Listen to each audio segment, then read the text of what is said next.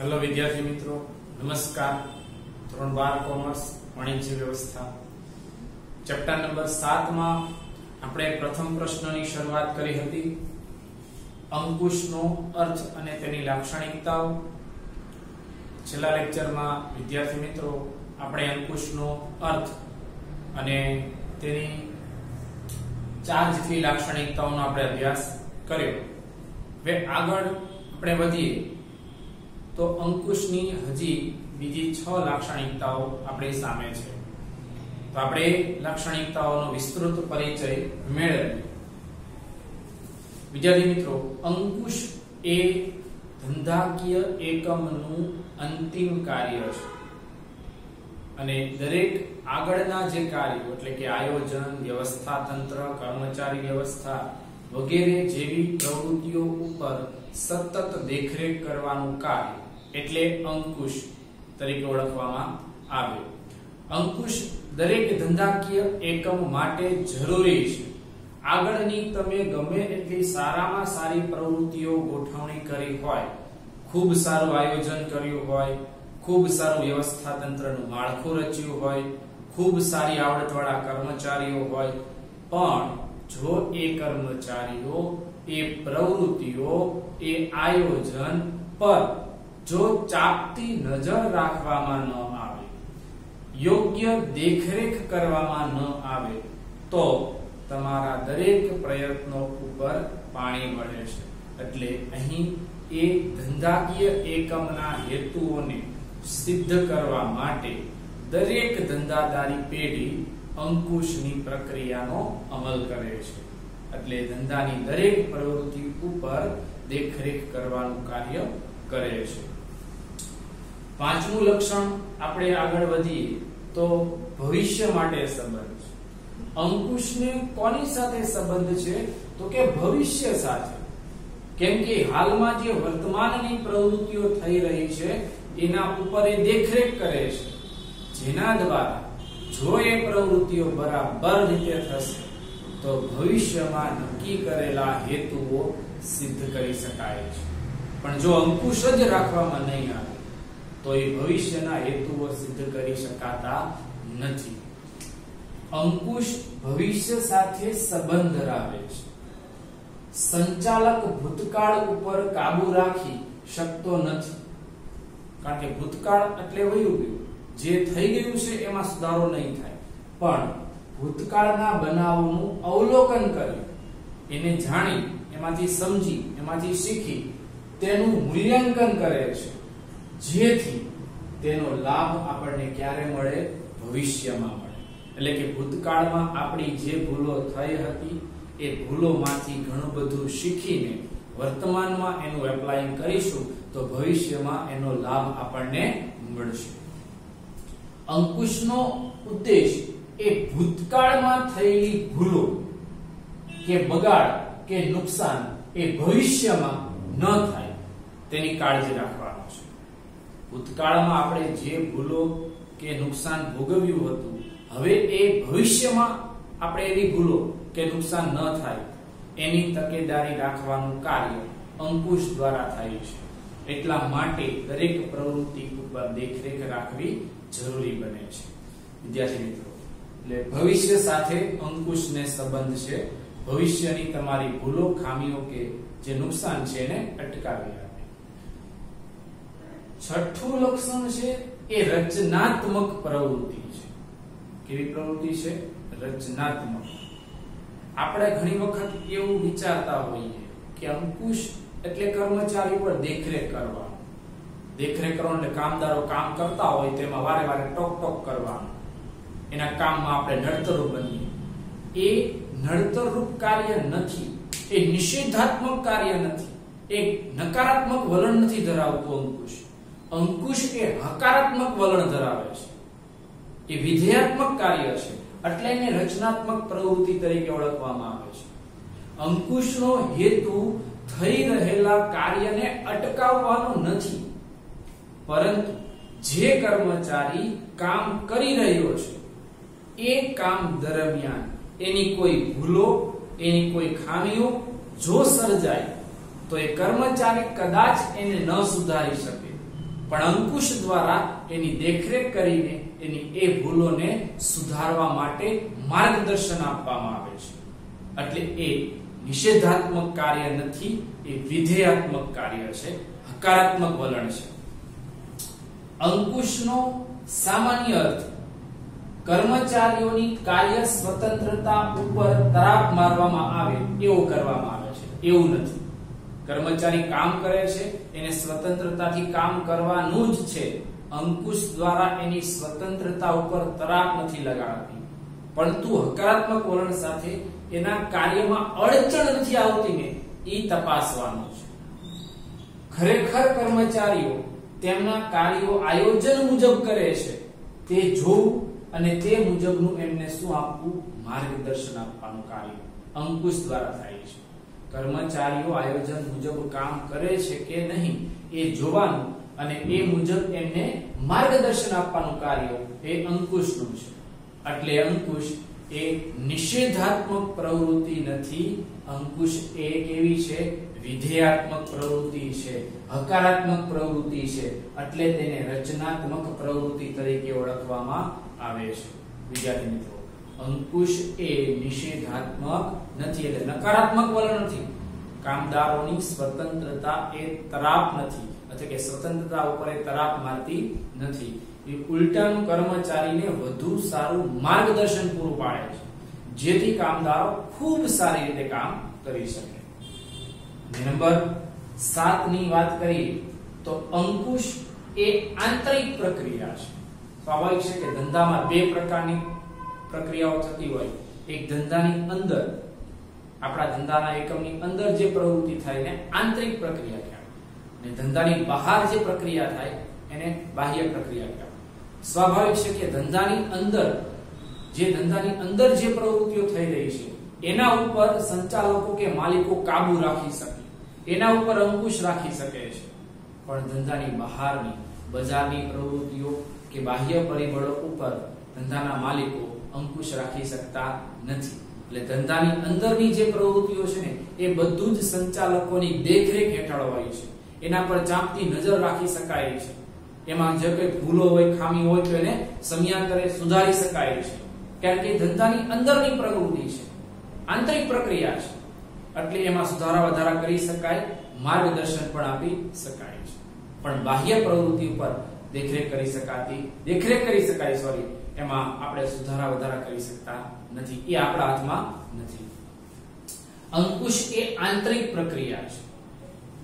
એકમની વિવિધ પ્રક્રિયાઓ જેવી કે ઉત્પાદન થતું હોય એ ધંધાની અંદર, વેચાણની પ્રવૃત્તિ ગોઠવવાની હોય, ખરીદી કરવાની હોય, નાણાકીય બાબતો, નાણાને લગતી બાબતો, હિસાબ તથા કર્મચારીઓની કાર્ય પદ્ધતિ સાથે અંકુશની પદ્ધતિ વણી લેવામાં આવે છે.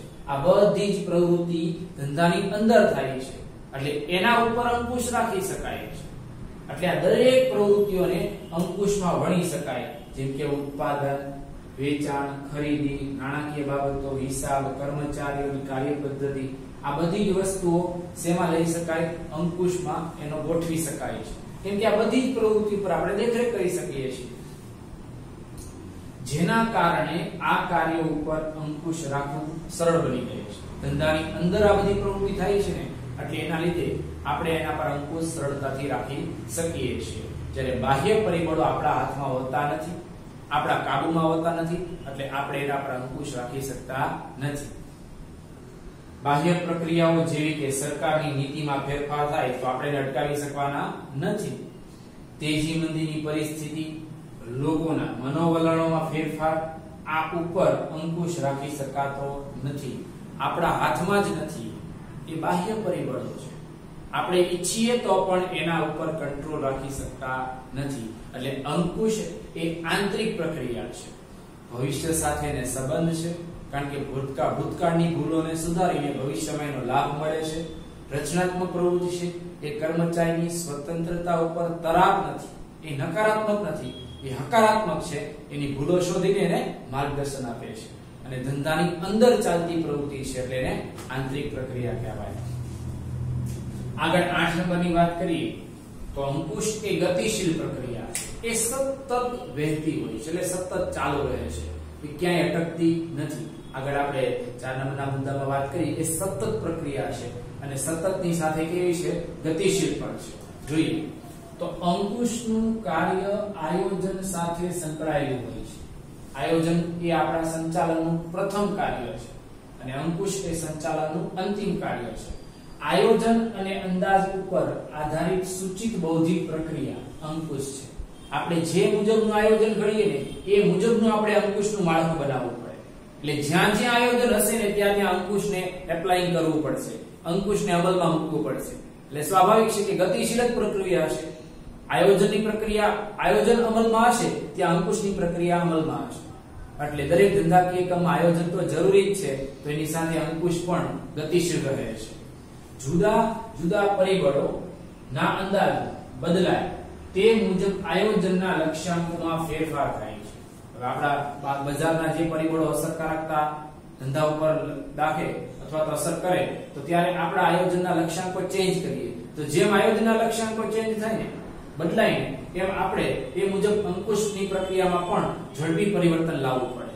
પહેલા આપણો ટાર્ગેટ 1000 નો હતો, એના પર વોચ કરવાનું. હવે બજારના પરિબળો બદલાય તો આપણે ટાર્ગેટ 800 નો કર્યો તો એ પ્રકારનું વોચ કરવાનું છે. હવે એ પ્રકારની અંકુશ પ્રક્રિયા કરવાની છે. એટલે ટૂંકમાં એ જેમ આયોજન મુવમેન્ટ લેશે ને એમ એની સાથે સાથે અંકુશ પણ મુવમેન્ટ લે છે. દાખલા તરીકે કાર ચલાવતા હોઈએ તો જેમ રસ્તો બદલાય એમ આપણે ગાડીને સ્ટીયરિંગ આપોઆપ આપણે બદલાઈ ગઈએ છીએ. કેમ કે જો રસ્તા પ્રમાણે ન ચાલીએ તો આપણે ગમે ખાડામાં વયા જઈએ.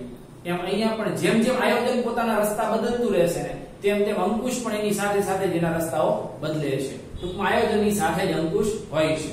એટલે તે કેવી પ્રક્રિયા છે? ગતિશીલ છે. એમાં ગમે ત્યારે ફેરફાર કરી શકાય છે.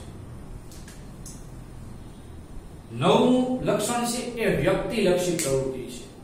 સામાન્ય રીતે વિચારીએ તો અંકુશ કોના માટે તૈયાર કરવામાં આવે? તો જે કામદારો કામ કરે છે એના માટે. અંકુશ રાખે છે કોણ? તો કે કર્મચારીઓ જ રાખે છે. કોના પર રાખે છે? તો કે કર્મચારીઓ પર જ રાખે છે. શું મેળવે છે? તો ભૂલો અને ખામીઓ મેળવે છે અને માર્ગદર્શન પણ કોને આપે છે? કર્મચારીઓને જ આપે છે. એ સંપૂર્ણ વ્યક્તિલક્ષી પ્રવૃત્તિ છે. અંકુશ એ વ્યક્તિઓ દ્વારા, વ્યક્તિઓ માટે અને વ્યક્તિઓની પ્રવૃત્તિ સુધારણા માટે કરવામાં આવતી પ્રવૃત્તિ છે. વ્યક્તિ દ્વારા, વ્યક્તિ માટે અને વ્યક્તિઓની પ્રવૃત્તિ ની સુધારણા કરવા માટે કરાતી આ પ્રવૃત્તિ છે. એના કેન્દ્રમાં કોણ છે? વ્યક્તિ છે. વ્યક્તિ દ્વારા થાય છે, વ્યક્તિ માટે થાય છે અને વ્યક્તિની પ્રવૃત્તિમાં જ સુધારો થાય છે. વ્યક્તિ દ્વારા થાય છે, વ્યક્તિ માટે થાય છે અને વ્યક્તિની પ્રવૃત્તિમાં જ સુધારો થાય છે. એટલે એના કેન્દ્ર સ્થાનમાં કોણ આવે? વ્યક્તિ આવે છે. એટલે તેને વ્યક્તિલક્ષી પ્રવૃત્તિ કહે છે. અંકુશ એ અધિકારીઓ દ્વારા કર્મચારીઓ પર રખાય છે. સ્વાભાવિક છે કે ઉપરની આ ઉચ્ચ અધિકારી હોય તો એ મધ્ય સપાટીના અધિકારીઓ પર અંકુશ રાખે. મધ્ય સપાટીના અધિકારીઓ એ તળ સપાટીના કર્મચારીઓ પર અંકુશ રાખે અને તળ સપાટીના કર્મચારીઓ નીચે કામદારો પર દેખરેખ રાખે. એટલે કે આ આના પર અંકુશ, આના પર અંકુશ, આના પર અંકુશ. આ રીતે અંકુશની પ્રક્રિયા ચાલે છે. તો અંકુશ એ અધિકારીઓ દ્વારા કર્મચારીઓ ઉપર રખાય છે, જેમાં દરેક પ્રવૃત્તિ અને કાર્યો કર્મચારીઓ દ્વારા જ કરવામાં આવે છે.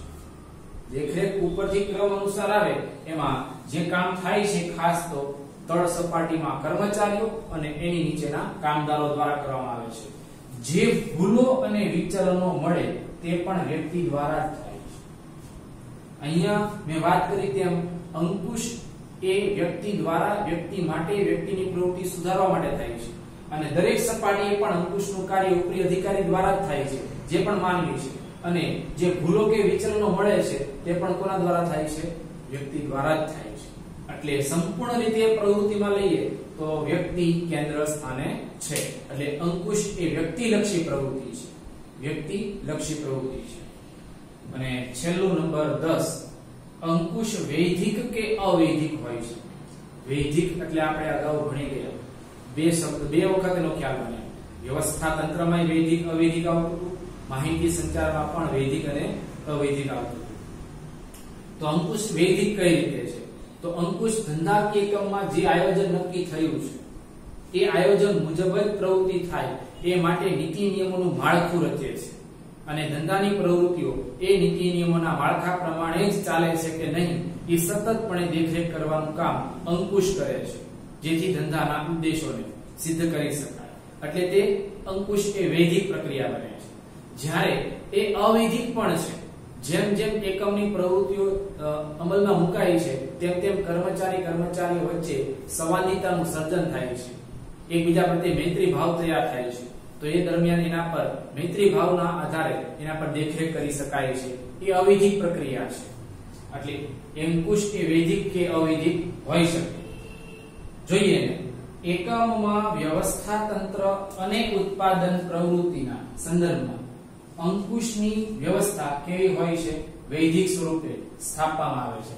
કેમ કે ઉત્પાદનની પ્રવૃત્તિ હોય તો એ ક્રમ અનુસાર જ ચાલવી જોઈએ અને વ્યવસ્થિત રેગ્યુલર ચાલે તો જ આપણું કામ ચાલુ રહે છે. પરંતુ સમય જતા એકમમાં અવૈધિક સ્વરૂપની અંકુશ વ્યવસ્થા પણ વિકાસ પામે છે, જેમાં કોઈ નીતિ નિયમોનું માળખું હોતું નથી, જેમાં માત્ર માનવીય સંબંધો, લાગણી, ભાવના, મિત્રતા પર એ અવૈધિક બાબતો ડિપેન્ડ કરતી હોય છે.